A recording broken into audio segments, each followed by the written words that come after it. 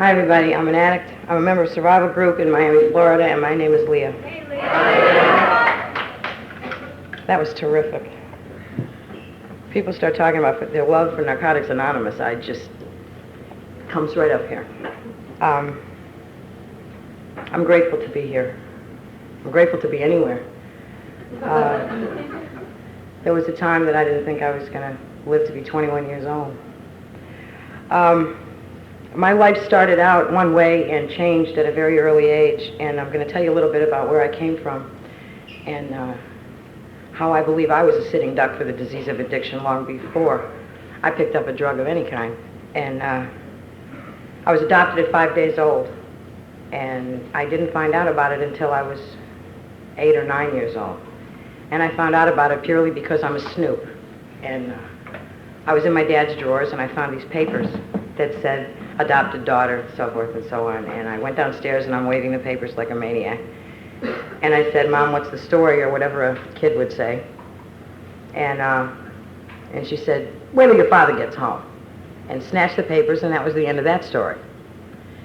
And I lived with that constant question in my heart. You talked about that knot behind your belly button. Oh, I lived with that forever. And I constantly was asking questions of my family and of cousins that were older than I, because I'm an only child. So I suffered from spoiled bratitis right from the beginning. And nobody would tell me anything. And then I started to believe that something was terribly wrong with me. Why did this lady give me away? What was wrong with me? What the hell had I done? I was different. And I never felt a part of this planet either. I never knew my place in the scheme of things. I'm not real sure I do sometimes today. And I lived in fear, constant fear. Fear of rejection, fear of abandonment, fear of you, fear of me, fear of my feelings, fear of life, just fear. And it was all self-centered fear. What's going to happen to me? Me, the I-me syndrome. What did you get me? What did you bring me? Take me, do for me. And I don't ever remember feeling relaxed, ever. I remember feeling lonely a lot of the time, always wishing that I had a big brother, not necessarily a big sister. Meantime, I got so many brothers now, I don't know what the hell to do with them all. Anyway, I went to a good school. I was raised in a nice home. I just recently finished writing a fourth step on my parents, and I realized that I lived in fear of my father always. I lived with guilt for my mother always. I resented the fact that she was older than my friends' mothers, because my parents were up in years when they adopted me. They were in their 40s. And I remember walking into a shoe store. My mother was going to buy me a pair of shoes. And I walked into a shoe store, and I wanted what I wanted when I wanted it. And my mother said, no, that's not practical. We'll get these. And I made a scene. And I remember the lady in the shoe store said, oh, honey, don't fight with your grandmother. And my mother just dragged me by one of these, by the arm, just where she grabs that little tiny piece of skin, and escorted me right out of the store, and that was the end of the shoes. We didn't get her pair, and we didn't get my pair. But I remember being real angry about that. You know, why did that have to be that way? Why couldn't my mother be like other mothers? Again, I was different.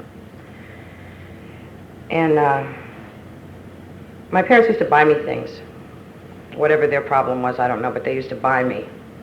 And I would take it. You know, I didn't care. I never appreciated it. It was coming to me. You see, I had gotten a bad break in this world, and so therefore you owed me. And whatever I had coming, whatever I got, I had coming. And I took advantage of that a lot of times. And they sent me to camp, and I never felt a part of them. And they sent me to school. I never wanted to be there. And I never felt a part of them. I never felt a part of the family. I was always on the outside looking in. I wasn't blood. And that's how I grew up. And then I found drugs. All of that went away, because I didn't care. My first drug was alcohol. I was at a family function, and I was a kid, And you know how people leave liquor in the bottom of the glasses, they don't finish it and the ice melts? Anyway, I would go around and hit the rest of the glasses. The result of that, I got drunk. And I was the only one out there in the middle of the floor dancing by myself, making an ass out of myself. And the family thought it was cute. Whoa, look at her, As I got older, it wasn't so cute anymore. I didn't like alcohol, I didn't like the smell of it, I didn't like the taste of it, and so I didn't drink it. And I liked the way that I was able to relax, though, finally. I really didn't care. I picked up my second drug when I was 16 years old, and growing up, I was 14, 15, 16, I remember being scared all the time, scared of rejection. The first time I was rejected, I thought I was going to die. I always sought for negative attention. I'm here, notice me. I can't handle it if you don't notice me. And my parents never gave me any positive strokes. If I get an F on the report card, I certainly got noticed. So that was the way I got it. If I did anything wrong, they jumped directly on me. If I did anything right, it was expected of me. So I didn't get a pat on the head, I didn't get you're a good kid, you did well. I didn't get any of that. My mother was an attorney, my father was in real estate, and I was supposed to be a doctor or marry a doctor, or better, have a slew of kids, join a country club, have a 5-bedroom home with a swimming pool, and be a nice little Jewish girl. I rebelled like mad. And when I picked up that drug when I was 16 years old, I finally felt a part of. It didn't turn out to be my drug of choice, but it was the beginning of a long road. I hung out my whole life. I hung out on the corner, I hung out at the restaurant, I hung out at wherever it was. I had to be where the action was. That was my first addiction, excitement. My second addiction was men. All of these things made me feel different than I felt. They made me feel good. It was enough.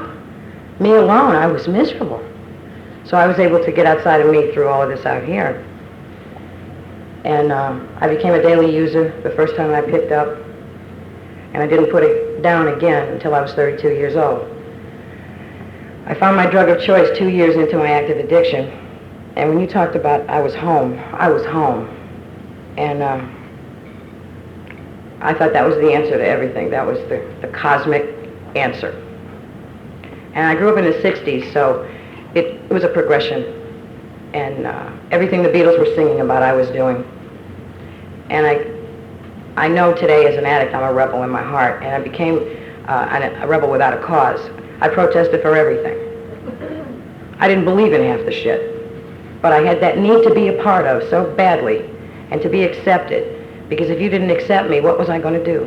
So I would have done anything and been anybody and agreed with you on any issue just so that you would like me.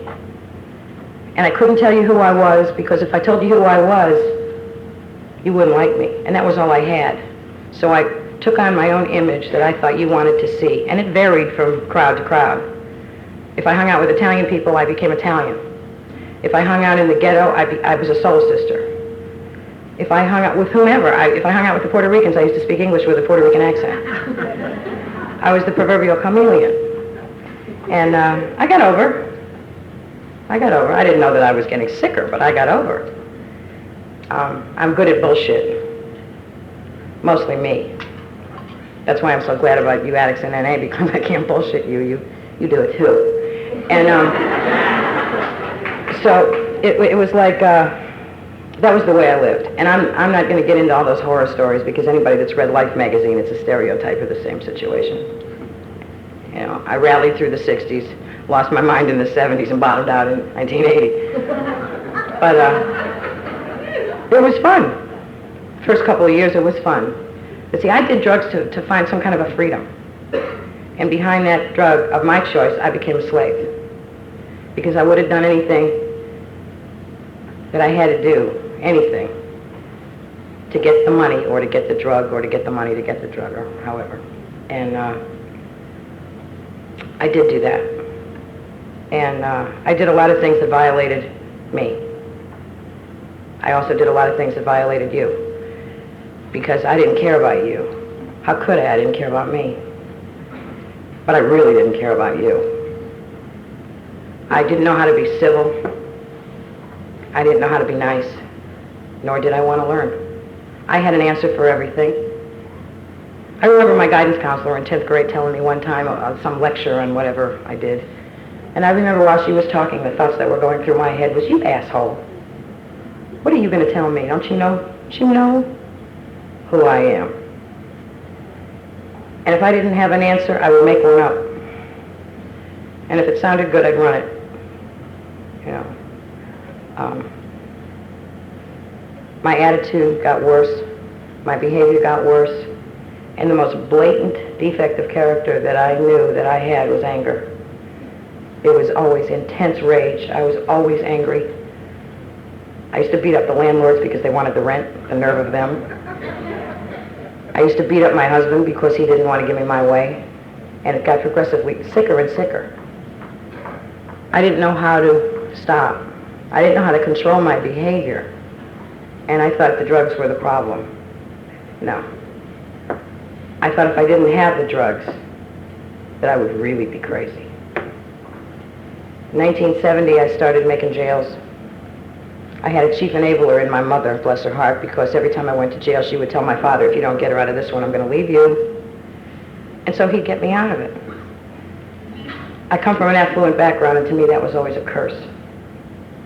You know, I wanted to be with the girls that I felt comfortable with, and the girls that I felt comfortable with were from another kind of neighborhood, because I never felt good about me.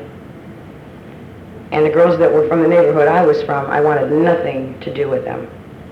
They were phony. They were phony. They would brag about what their daddy has, and that really turned me off. I think today, now more than ever, that the reason it turned me off is because I was never without it. I was 18 years old and my father threw me out because of my drug use. He would say to me, you have a problem. And I would say, no, you're the one with the problem because you can't handle the way I like to get high. It's your problem. You know. Turned out it was everybody's problem. I made it so that it was everybody's problem, because when I'm miserable, it's like I want to drag you right into it. I don't want to do this alone. If we're going to sing together. You know. Again, I didn't care about you. I didn't consider you a lick. And one jail started to come right after another because of the things that I had progressed into doing to get my drugs. The end of 1970, my father sent me to a psychiatrist. He came home. I was still living up north, and they were living in Miami by then. And he flew up north on the sly and came into where I was staying in his apartment. My mother had left me a key, and I was staying in his apartment. And he flew in and was waiting behind the front door when I came in. And I came in, and I had just gotten high, and I was loaded. And he was waiting behind the door, and I came in. Someone had called him long distance, someone that was concerned about me, that I had gone to high school with, and called me and said, your daughter's doing drugs and she's going to die. And he was standing behind the front door when I got home, and boy, I want to tell you, I was so surprised. Not only did it blow the high, he beat the shit out of me, because he didn't know how to cope. The era that he grew up in was unheard of, what I was doing. And he beat me up and sent me to Canada with a bottle of methadone pills to kick with my cousin. I don't know what he was thinking. But my cousin came over in the morning and saw me that I was all beaten up. And he told my father, he said, you know, don't, because my dad was on the phone with this local sanitarium, he was going to commit me to save my life. And my cousin said, don't do that, let me take her. And my dad was under the impression that the pills that I had was what I was using to get high, and that was all explained. And anyway, I went to Canada, and I was there 3 days, and my cousin, whose intentions were the best, didn't know what the hell he was doing, and I was sick. And again, any lengths that I had to go to get my drugs, I wound up having a fight with him in the hotel room and throwing him out and tearing up the room to find the bottle of methadone pills that I needed. And that was pretty ugly. And so I agreed to let him back in. Once I had the pills in my hand, I agreed to let him back in pending we'd head right back to the city. And we did, and I agreed to go to a psychiatrist, and the psychiatrist told my parents that I needed to learn how to be independent, that I should have my own apartment, and that I should learn how to live on my own. Need I tell you what happened to that apartment? I turned it into a gallery, and anyway, the police finally came knocking on the door, and they held up a commitment affidavit or whatever, and they took me away in a paddy wagon to the state hospital. So now I started making institutions, and that became one right after the other. In 1971, I hit a bottom on my drug of choice. I couldn't do it anymore. It was like I was tired already. I got tired quick. I still do get tired quick. Anyway, I didn't believe in being able to live without drugs, because I heard once a junkie, always a junkie, and that was the way it was. And that was my destiny. Some people were doctors, and some people were butchers and bakers and candlestick makers. And I was a junkie, and that was the way it was. And I could not understand that.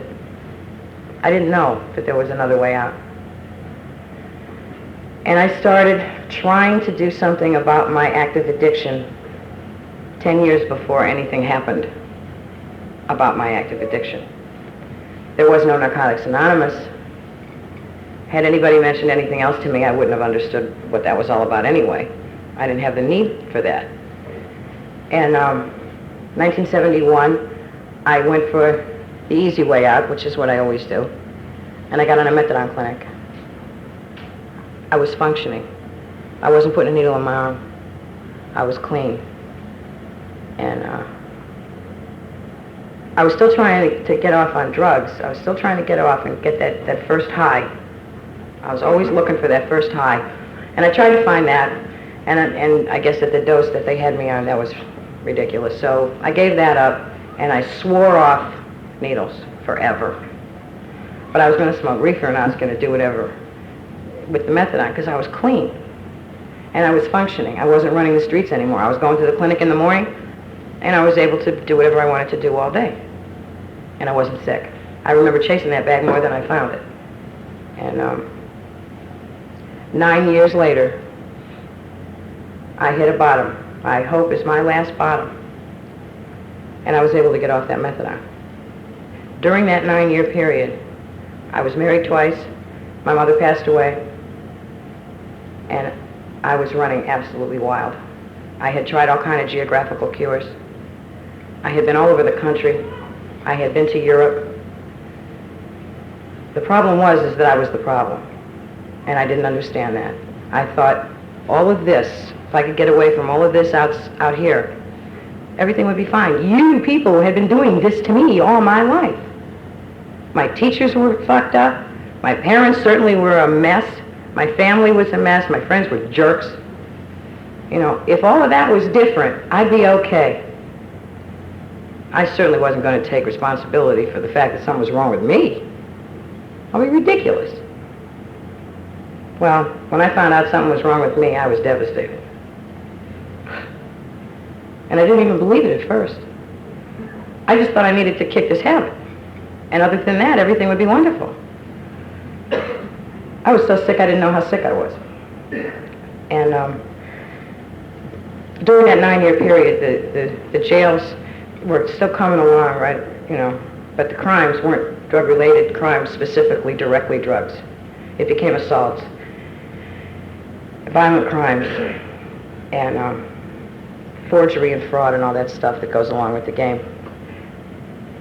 In 1978, I was living in New York, and I got arrested for attempted murder because that girl went off to do something with my husband, and she didn't come back in time. You talk about relationships. Hostage. But that was my insecurity, that if I didn't know, when he got up to go to the bathroom, I had to say, where are you going? Because if I didn't know where he was going, my thing was he was going. And I moved back to Miami in 1979. Meantime, transferring methadone clinics all over the country. I couldn't go anywhere if there wasn't a methadone clinic. You know, and my first husband was straight, and I thought he was going to fix me because that was the security and the stability that I thought would be okay. Meantime, I got him high. My second husband was an addict. Is an addict. In my opinion, I don't know if he thinks he is, whatever, but he's still out there. And if anyone's ever lived with an active addict and been active themselves, I don't have to tell you that insanity. I say this all the time, and I'll maintain it till the day I die, and that's love goes out the window real fast when you're fighting over the cooker. And it got pretty ugly. And it turns out, I know today that it wasn't a husband in the sense of the word I understand commitment to be today. It was a running partner. And we did a lot of running, and it caused a lot of problems. And 1980, I was living in Florida. I was on a methadone clinic down there, and by this time, the drugs weren't doing it. They hadn't been doing it for a long time. I kept having to supplement with pills and garbage and all that junk, and I wasn't feeling the drugs anymore. All that pain that I felt before I picked up a drug, every bit of it was right there again. I couldn't get high, and I couldn't stop using, and I was like hanging at the end of a rope, and I couldn't drop off, and I couldn't climb back up, and I'm hanging. I was just hanging in. So God saw fit to intervene one more time, and I hit a bottom in 1980 that I'm so grateful for.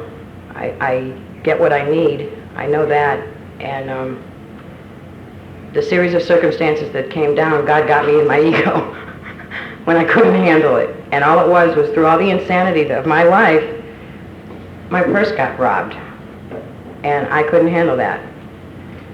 I was in the middle of the riots in May in Miami. We had riots down there, and I was in the ghetto because that was where the program was. And I figured, well, while I'm here, let me stop and get this other little bit of Valium that I wanted. Anyway, the National Guard was all over the street, and they had the main streets blocked off. And because I'm hell-bent on doing it my way, I went through the back streets, and I got there. And there was the only building that wasn't burning in the neighborhood was the methadone clinic. And there was a big sign on the door that said, "We're closed, go elsewhere." So I said, okay, and I figured, well, while I'm here, I'll stop and get this. And I went into this lady's house to get the drugs that I wanted. And I came out, and there was two young kids standing out there, and they asked me for $1, and I went in my pocket to get the dollar, and while I was going in my pocket, one of them roundhoused me. Now, in my insanity, I was going to kill these two kids. I was going to kill them. They grabbed my bag and ran away, and I jumped in the car, and I went right up on the lawn in between the projects. I was going to run them over. And the only thing that stopped me from doing it was God put a dipsy dumpster in between the building and the car, and I couldn't fit the fucking car through there. But I was going to kill two people. And I had turned into an animal. See, that's what happened. I had turned into an animal. And I've been living in the streets, and it was that will to survive and God's grace that the reason I'm standing here today. Free, no bond, no probation, no nothing. And that was May of 1980. And that ate at me and ate at me. And for 2 weeks, I went into that methadone clinic, and I wanted to kill anybody that got in my way. I had so much hate and so much resentment and so much anger and so much pain. And I didn't know what to do with it. I couldn't get high anymore. And so there it was. It was like I was split open. And I went to my father, and I said, I need help. He said, right. I said, I'm not kidding. Right. And I said, look, I demand. And he said, you know something? He says, you went and did whatever you had to do to get drugs. You got them. You want help? Go get it. Goodbye. And he closed the door. Oh, shit. Alibi system, gone. And I knocked back on the door, and I said, well, can I use your phone? So he gave me the phone out in the hallway and shut the door again. See, but I needed that. My mother had already passed away, and this was 3 years after she passed away. So obviously, there's a message in that. And so I called the only thing, person, place, or situation that I had left, and that was the clinic. And I said, I want to get off of this shit. What do I do? And through a series of referrals and all that stuff, anyway, I went into a detox in Miami. And for the first time in my life, I made this appointment with this doctor, and for the first time in my life, I was honest. I was completely honest about what I was doing and how I felt. And I was interviewed for an hour. My father came along. I guess maybe he thought, well, maybe this time, maybe. And he came along and he sat there and he listened. And after an hour of spilling my guts and crying, I couldn't stop crying, and I hadn't cried for years. I wouldn't cry, because crying was weak, you see. And after I spoke to this doctor, she looked at my father and she goes, well, do you believe her? He said, yeah, I think maybe she had enough. He didn't know. He didn't know. I was never more serious in my whole life. Ever. And I went into this program, and that was where I ever heard of Narcotics Anonymous. Ever. It was the first, matter of fact, you want to hear about coincidence, it was the first time I ever heard of that hospital. I've been living in the city since 1970, 71. I never heard of that hospital. And I went in there, and it was a very informative program. I didn't know anything about addiction. I just knew that I was caught up in something that was beyond my control. You know, I used to be able to bullshit my way and manipulate my way and worm my way out of anything. I was talking to Brad last night about that. This was the first thing that ever got hold of me that I couldn't do anything about.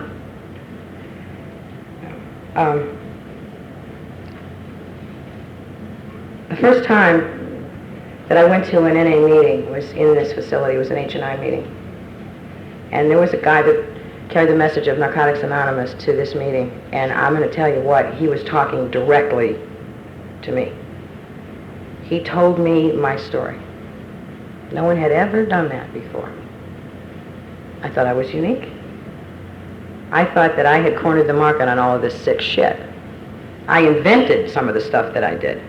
Till I came to NA and found out you guys did it too, and most of you did it better. You know.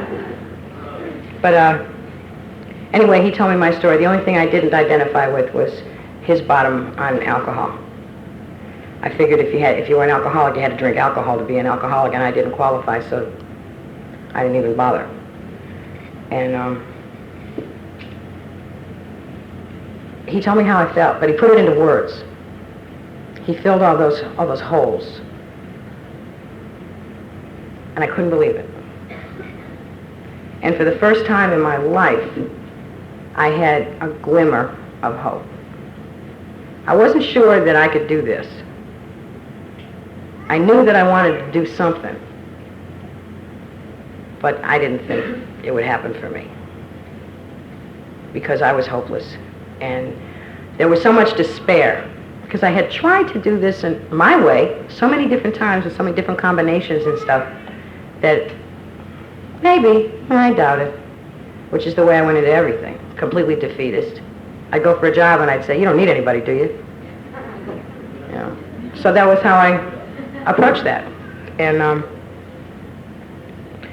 the second meeting that we were supposed to go to was in Alcoholics Anonymous. And I went there, and I was told to not say anything other than just introduce myself as an alcoholic and an addict. That's okay. And I did that, and as soon as I said that in that particular meeting, 4 people got up and walked out. Other people tolerated me. And they sent me to longer treatment, and it was a recovery house with 12-step program.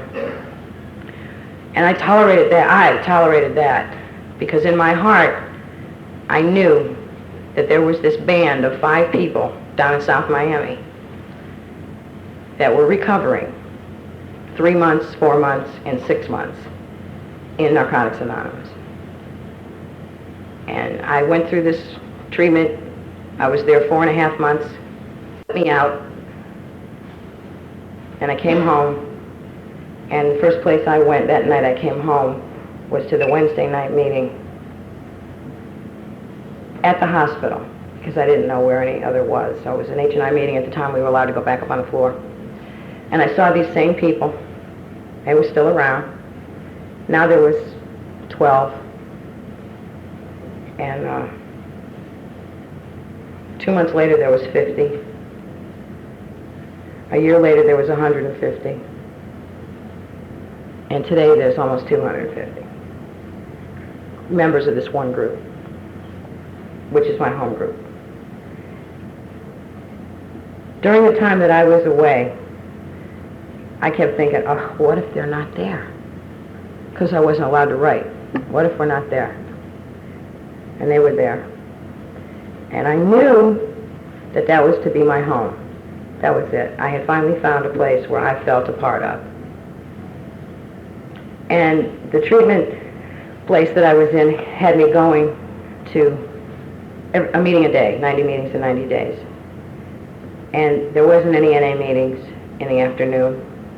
And I didn't work then, and I don't work now. I've had a few in between. And I was going to AA in the afternoon, and I was going to Narcotics Anonymous at night. And again, the particular group that I chose to go to in Alcoholics Anonymous was street-oriented people. That's where I felt comfortable. And they were like me. They were street derelicts, and they were trying to stay sober.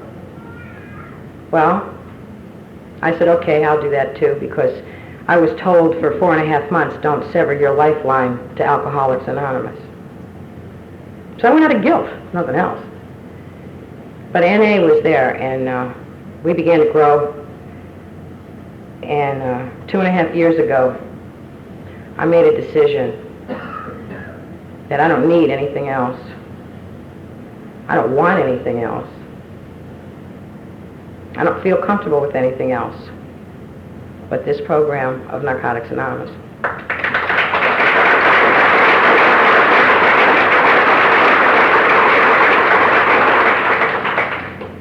And behind that decision, things began to happen.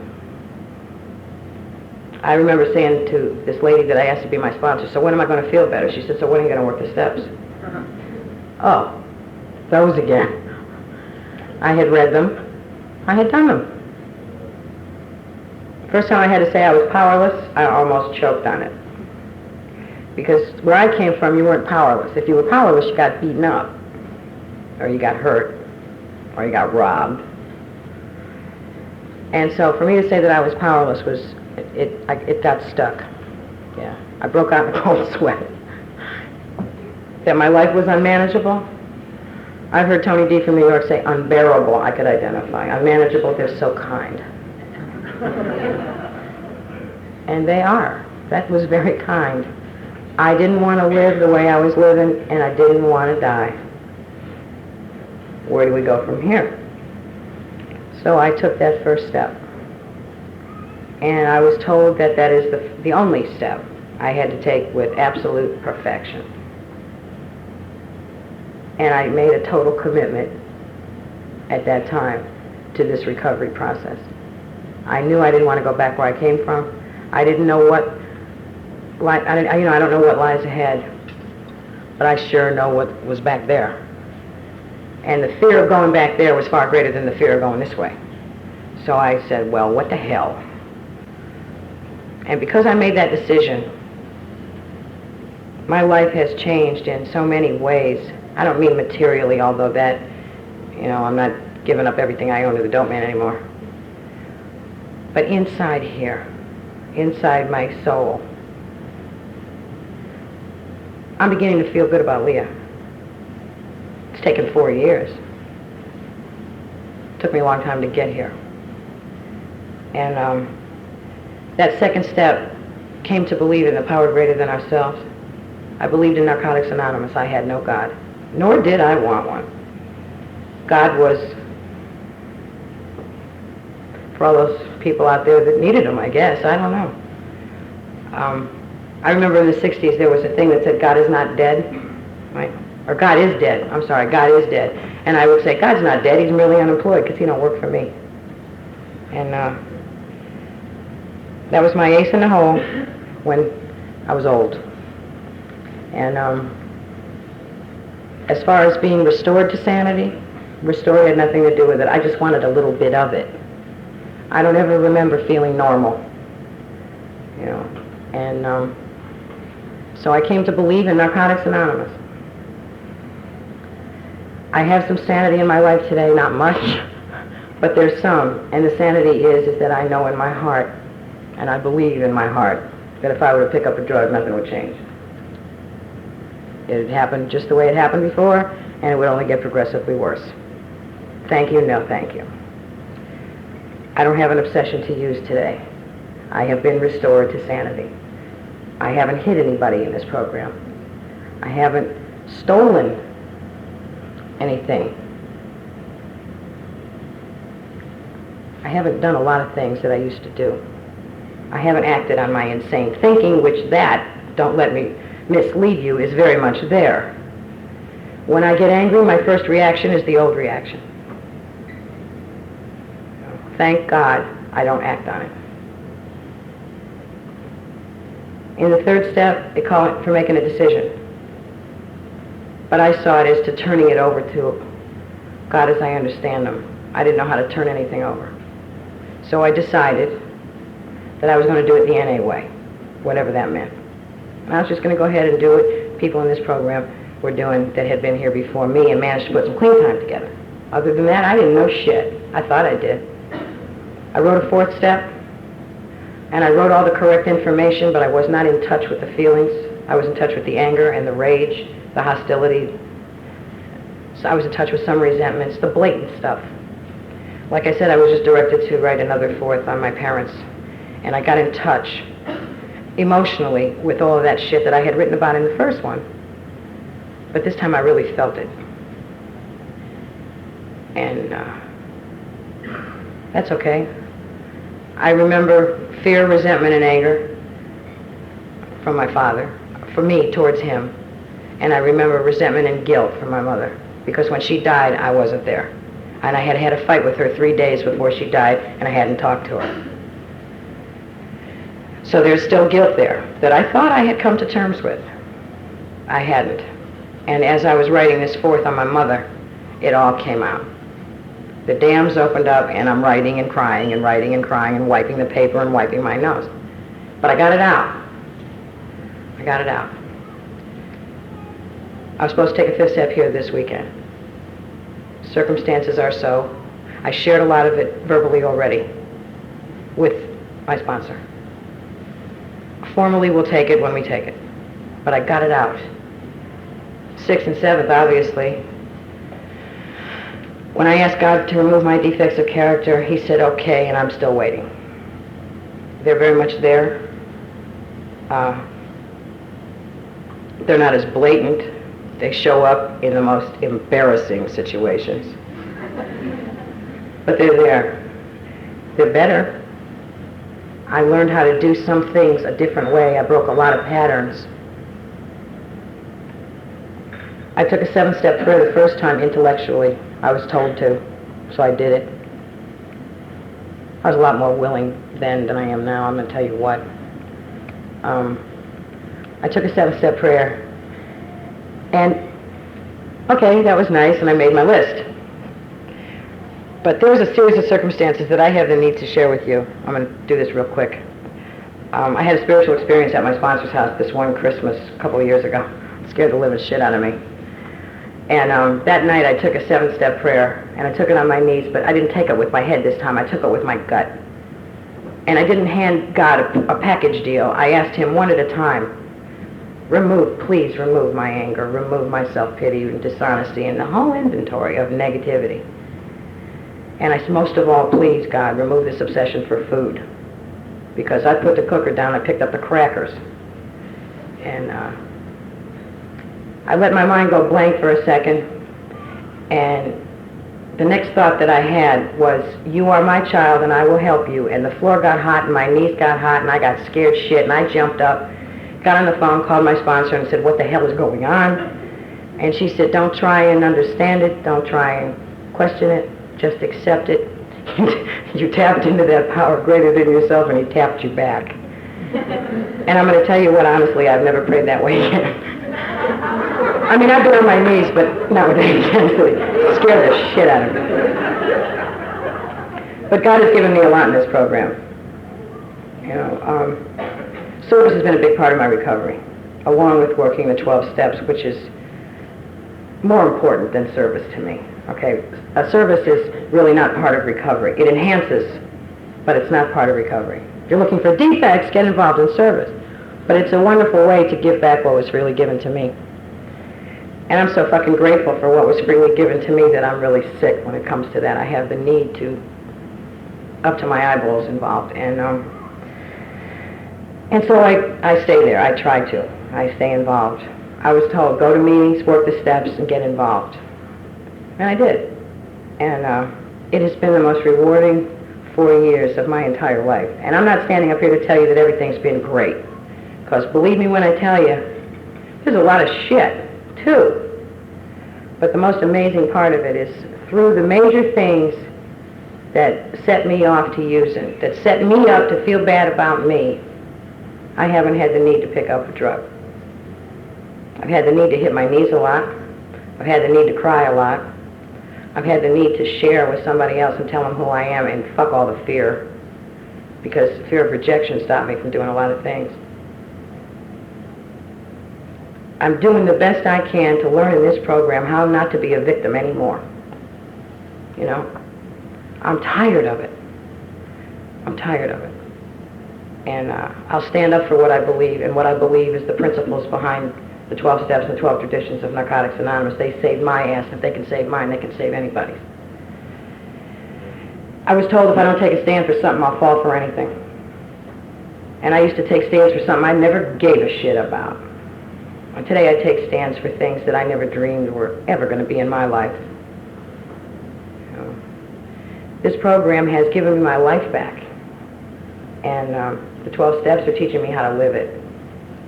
And it's not an easy job. The toughest thing that I've ever come across in my whole life is changing me. Thank God I don't have to do it alone. It's a we program. I can't, we can, and we are. We are. And that's because God is allowing us a daily reprieve. And as long as I don't use, there is hope. And I never had hope. You promised me happy, joyous, and free if I work the steps of this program. You also promised me jails, institutions, and death if I don't. My mother raised an addict, not a fool. I've been there. I've been there. And I don't care to repeat it. And I don't have to. Not as long as I can say, help me, please. And that's what stopped me for years, was my pride would not allow me to yell help. Because I couldn't let you know I was weak. I couldn't let you know I was hurting. And I covered it up with anger, because anger was cool and hurting was weak. You know, I found out in this program a great revelation. I'm a big punk. And I wanted to be a tough guy. You know. But one of the paradoxes in this program is surrender to win. And I've surrendered. I've surrendered to the principles of this program. And I fall short in a lot of areas because I'm still an addict. And I'll be an addict till the day I die. But I'm no longer practicing. And you people, when I tell you, you people love me back to health before I could love myself, I mean that with my heart today. Because you've loved me for the past 4 years, and I've come to realize since our Tampa convention, I was broken down out of denial. And since that convention, I found that I really haven't loved me. I've just tolerated me like I tolerated everything else. Today I'm beginning to like me. And I'm beginning to take some action about me, for me. Not for any of you, but for me. Because I'm just beginning to get a handle on the fact I'm fucking worth it. God don't make junk. And we're all sitting here as a direct result of his doing. Now, if that ain't a gift, I don't know what is. And I'm going to take advantage of it. Simply because God has given me some sanity today. And I'm so grateful. I love you. Thank you for letting me share.